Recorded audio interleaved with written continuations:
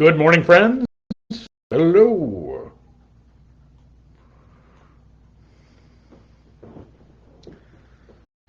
Hello, hello. It is a Tuesday, beautiful Tuesday.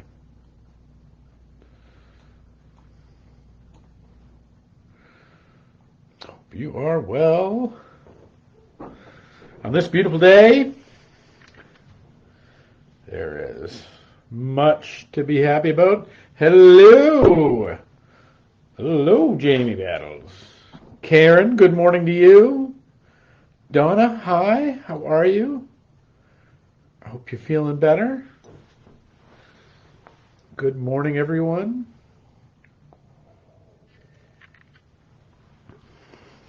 Hello, everybody.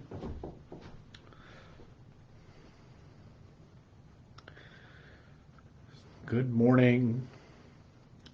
So before we get going this morning, just a few things to, just a few folks to keep in prayers. First, dear friend Joe Long, who shows up here every so often, has been under the weather, so I invite you to keep him in your prayers.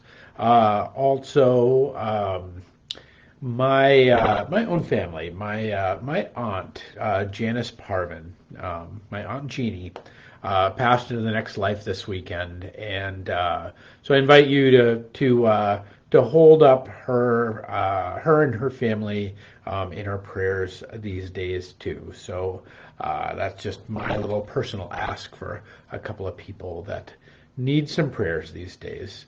I also heard Vicky on her way home from her mission trip in the Dominican Republic lost her phone. So gosh, one of these troubles of travel. So I hope so. Keep her in mind too. If we don't see her this morning, please and thank you. That we might hold dear, and for all of you, if any of you who are struggling this morning, got a little bit going on, whatever it is, a little bit of lifeiness, know that you are loved and you are prayed for here on this little journey. Rosalia, good morning to you. So glad to hear you and to see you here. Such a gift. John Wills, everybody. Jane and John up in the Great North Woods. Glad you're with us. So glad you're all here. Making my Tuesday. Nice job. Thank you, everybody. Good morning. All right, let's get going this morning. It is the 17th day of January on this 11/11. Tuesday morning, everybody. Glad to be here with you for another week and on this grand journey together. This morning, there's a little phrase, a little song, I think, that goes, secret, secret, I've got a secret. It was, it was a child's game that we used to play. But I think in a way that this idea of the games we play as children kind of prepare us for the things we're going to contend with as adults. And this little game of secret, secret that people would have to guess, I think is a part of things that we contend with in life and as grown-ups. Kristen, good morning to you. And so I want to start with this from teaching from Jesus from the 10th chapter of Matthew. He says this as he's teaching his disciples. He says, "Have no fear, for nothing is covered that will not be revealed, or hidden that will not be known. What I tell you in the dark, say in the light. What you hear whispered, proclaim on the rooftops. And do not fear those who kill the body, but cannot kill the soul. Rather, fear him who can destroy both soul and body in hell." Jesus is really, if you really scratch this, what Jesus is talking about is our proclivity to keep secrets. What it means, how it works, what it is to retain from somebody information that maybe they would want to know, maybe they don't want to know, but we make the decision to carry it, whether it's a white lie or whether it's willful deceit. We all carry secrets. It is a part of being human. And this invitation from Jesus to have no fear, because there's nothing covered that will not be revealed, or hidden that will not be known. I think for some of us, or I think for all of us, what am I talking about? Some of us, is a scary concept if we honestly kind of lean into it. If we look at it for what it really is saying to us, it's saying that every part of us, every piece, everything we've done, not done, everything we ascribe to ourselves, everything we've offered to somebody else, or haven't offered that maybe we should have, or we feel we should have, all of it is going to be is known. It's going to be it is revealed. It is uncovered. So there's this. So what are we to do? Are we just to walk around, kind of like some kind of Jim Carrey movie, telling the truth all the time? That's a really quick way to a lot of trouble, no doubt. As one of the people I used to work with in church used to say, he says, all Jesus was right. He say the truth will set you free. It will set you free from friends. It will set you free from relationships. It will set you free from jobs. That there's all these ways that the unblenched truth is it's just not even going to work. And this isn't about lying or telling the truth, really, but it is about the things that we conceal, that we choose not to share with others, for whatever purpose in whatever ways. There's a great book called The Secret Life of Secrets by a guy by the name of Michael Slepian, and he kind of does a bunch of research on what it is for people to keep secrets and what happens in the course of secret keeping. And what he says is that the thing is that it's actually keeping the secret, whatever your secret is, from the world, from another person, if there's a person that you're actually keeping a piece of information from, is actually not all that hard. That when you're in conversation with them, it's actually quite easy. We're actually kind of almost wired for it. He talks about in some psychological ways. There's ways in which it's not difficult to kind of restrain from sharing particular pieces of information. He said, what actually becomes the hard part is to having to carry the secret alone. And that being unsure about the carrying of it, whether it's the right thing or the wrong thing. And what he finds in his research, which is really fascinating, is that no matter the secret, no matter the thing that you're carrying, that you're not sharing with the world or not sharing with another person, whatever that is, it actually is that everybody has that doubt. Like even if it's that of whether they're unsure they're doing the right thing, that's kind of baked into the cake. And I think if we look at our own lives, we actually discover that the things we're withholding, there's a way in which we end up kind of churning on them. And what we know about secrecy is that secrecy, particularly when it comes to big truths, or particularly when it comes to abuse, or it is the thing that actually does the real damage. This well known within kind of the psychological world that somebody who suffers abuse as a child or something like that never gets uncovered. It's not the abuse. That actually we're incredibly resilient as people. We're incredibly able to heal in beautiful and wonderful ways. And even though we might have suffered some horrible things, it's actually the secret keeping around the abuse that twists us, both the secret keeper of both the abused and the abuser, and I mean the entire system, everybody who touches some of it. When we think about family kept secrets, that can be a way that those things play out.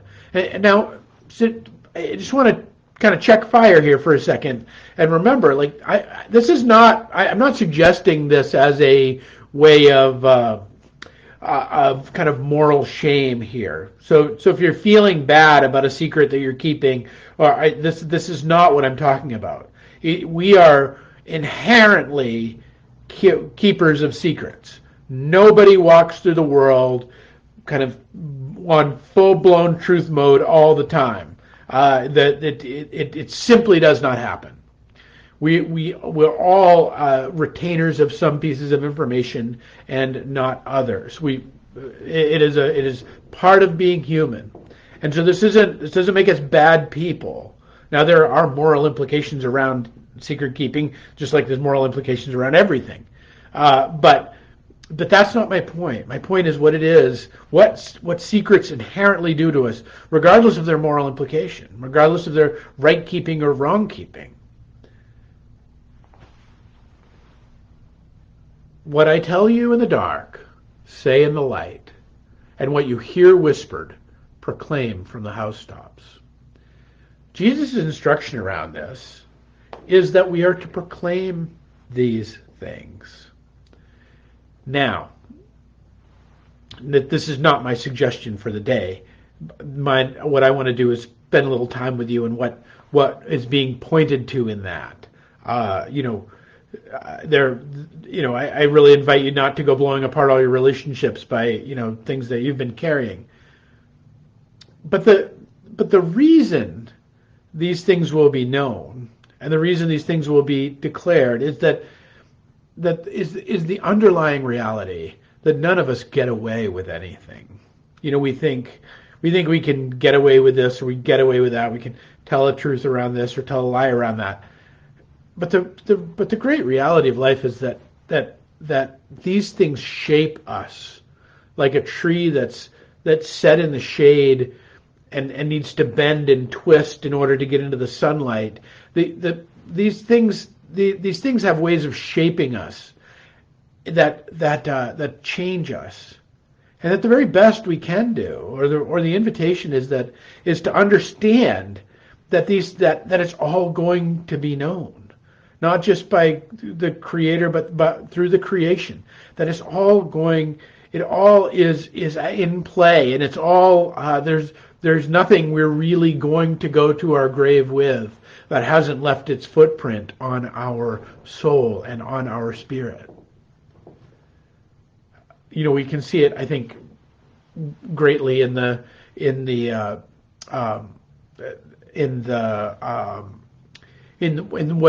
dangers that end up playing themselves out when we get when we are keeping secrets. See, what Slepian discovers is he discovers that everybody has this unsure thing about a secret that they keep. Even that it's the extremely rare person that isn't like, gosh, I'm keeping this from the world, I'm keeping this from this person, should I be keeping this? There's a way in which doubt inherently is injected into the thing, and part of that, and what the temptation is in that, what then can happen is that we can get into this downward spiral of rumination. Now, rumination was actually so in Judaism, rumination is considered a sin. It is actually named as a sin to actually sit and think about. And you know what I mean about rumination, the idea of a ruminant, a ruminant animal, where it sits there and chews its cud, but nothing ever goes anywhere. Nothing ever really gets digested. Nothing ever really moves. There's just this constant mastication of whatever's in their mouth. So too is it can be in our minds and in our hearts. We can just keep chewing on stuff. We can just keep working in circles. And that actually has that, and that's not a closed loop. That actually takes us in a downward spiral. It actually takes us to places of pain and worry and hurt. That it actually and it's probably its greatest offense is that it sucks up an incredible amount of bandwidth in our life. That it really does use a lot of soul power, of brain power, of heart power to keep kind of ruminating on these secrets. And they become you all know, you've all carried a secret. We've all carried a secret. They become they can quickly become intrusive thoughts. Like they'll just ping into our head when we're wondering, and we'll start kind of chewing on them a little bit. This is the downward temptation, and that rumination is a sure path towards the diminishment of our lives. Because not only does it take up all kinds of energy to do it, but we end up missing out and losing the light of our life that it keeps, because of the darkness that it slips into. Jesus' instruction here is to fear not. And I want to put it this way: if we have to keep secrets from others, that's great. We have to keep secret from others. We feel like we have to for whatever reason. But don't keep secrets from yourself. And I mean that in the real sense of understand that what you're doing when you keep a secret, both from and that it is a secret that you are holding. What it is that you are don't try to whitewash it. Don't try to ignore it. Don't try to pretend it doesn't exist. Don't try to deny it. Denial ain't just a river in Egypt. Don't just bring that, but let it know that what you're doing, hold it up before yourself and before your own mind's eye, and if you can, hold it up before God. Say, Lord, I feel like I need to carry this thing, or this is the right thing to do, or is this the right thing to do, and to pray about that and to lift it up, rather than to get into that ruminant cycle of downward pain and downward spiral and downward fear, because that's what this all hinges on. Remember what Jesus' words. So fear not. For nothing is covered that will not be revealed. If you look at the great scandals, we can see this played out probably best. You look at the recent scandal of the Catholic Church keeping secrets of a small number of priests that were abusing either children or congregants. The sexual abuse scandal of the Catholic Church was a scandal. It was a horrific thing. But the fear of what it would do to the institution kept the secret. And the fear of the secret keeping is what did the damage to the church. We all understand this. That had the abuse happened and had reconciliation happened at the time of the abuse, it would have been horrible. But the true damage was the secret keeping, because of the fear of what the implications of a thing would be. If you have to keep secrets from others, keep secrets from others, but don't fear them. Don't let them rule your life. Don't keep those as secrets from yourself, sort of thing. And don't keep them as secrets from God. The classic way out of this is the classic disciplines of the church. Confession, right?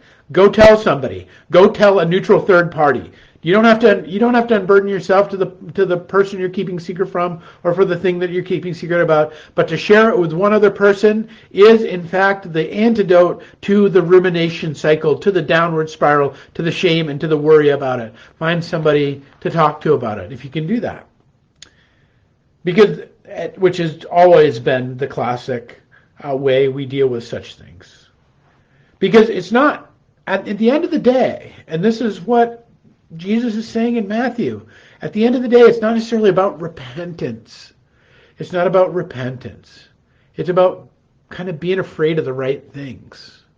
Being afraid of the way these things will mar our being and our soul and our relationships and our ability to love and our ability to connect, and the bandwidth that'll take up in our heads and our hearts in the process of doing it. Being afraid of that, as opposed to some consequences of what might happen because of whatever you carry or you don't carry. all of those things can be figured out, or maybe they can't. But even in the not figuring them out, God has got that too. One thing that comes out in Slepian's work, which is just amazing, because he goes cross-cultural, by the way. He goes around the world. He goes to Asia. He goes to Europe. He goes to Africa. He goes all over the world with this and that around secret keeping, and it is weirdly unique, or not, or similar rather. Sorry, it is weirdly similar. How even though in radically different cultures, the emotional landscape and the emotional way in which we process secrets as human beings is very similar. And he says that if there's one thing to remember out of this, and I think this shines through perfectly in what Jesus is saying of not being afraid and understanding that all will come to light. As he says that across the board, around the world, in every culture that he could encounter, he's found two things. He said, first is that we all keep the same secrets. That largely the secrets that we keep are all the same. And that so the shame or the weirdness or the terminal uniqueness, I'm so unique in my secret that it's going to kill me or you or whoever, that's actually not true. We as human beings all keep the same secrets. And that we all have the same experiences with them. We all have doubt. We all might have some shame. We all have wondering if we're doing the right thing in the doing of it. And we all have this way of having them kind of suck up space and suck up bandwidth in our hearts and our minds if they're not attended to. So friends, attend to your secrets.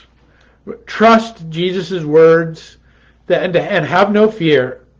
Have no fear of them.